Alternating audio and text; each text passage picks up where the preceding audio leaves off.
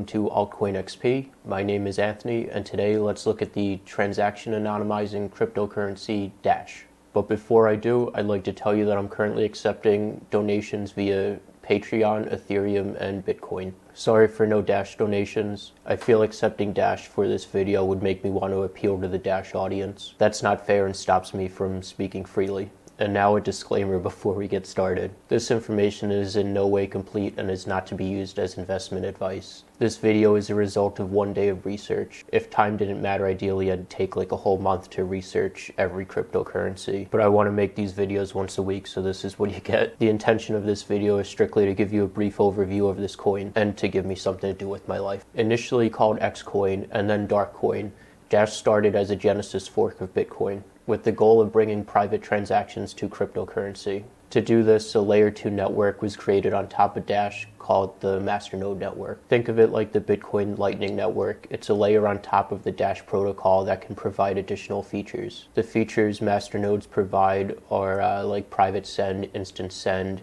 and the Dash budgeting system. Masternodes cannot mine, however they do receive 45% of every block reward. To incentivize them to act appropriately, they are secured by 1,000 Dash, which is approximately $15,000 today. However, the Dash aren't locked and can be spent at any time. Doing so stops a client from acting as a masternode. So what is private send? Private send is Dash's implementation of CoinJoin, which anonymizes transactions. CoinJoin is the process of joining multiple inputs from multiple users into a single transaction with several outputs. This process increases privacy by obfuscating inputs from being traced back to previous inputs. A later implementation of Dash's CoinJoin was renamed to DarkSend and then later renamed to Private Send. Dash went through a rebranding process in order to legitimize itself and appeal to more users by removing the name Dark from itself, so there is no longer Darkcoin or DarkSend. I believe this rebranding process was initiated by the community and the devs listened and followed, which is nice to see that the devs listen to their community. So what's instant send?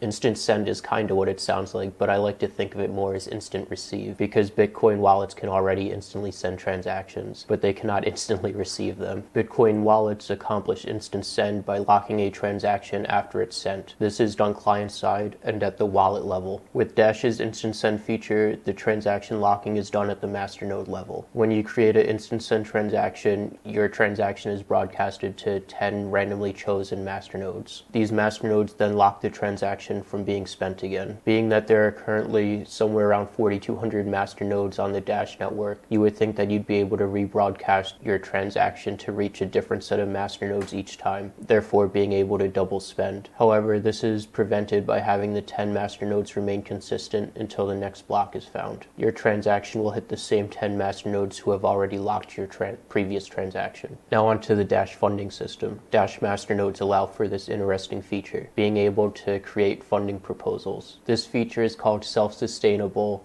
decentralized governance by blockchain. To me, this is Dash's most promising feature. People can submit their proposals and ask for them to be funded. 10% of each block reward goes towards being distributed via this funding system. Masternodes then vote on each proposal, and then each month a supernode is created to pay out to the approved proposals. This has aided tremendously in the development of Dash. They're able to fund development, marketing, technical documentation, and other Dash-related things. One concern that I have, though, is how to scale this funding system to projects that don't directly benefit the Dash community. Since masternodes vote on proposals to get approved, it would be in their best interest to only vote on proposals that improve Dash. I believe more people would join Dash if they were able to fund their own personal projects. For example, if Susie Cupcake Maker is looking for funding to open her own bakery, I don't believe masternodes would approve that because they're in no way benefited from it, unless maybe Susie promises to accept Dash's payment for her baked goods. Maybe this isn't what the Dash budgeting system is meant for, and its purpose is strictly to fund Dash development. However, I would really like to see a system like this developed as a funding means for everyone, and if it was a part of Dash, I think that would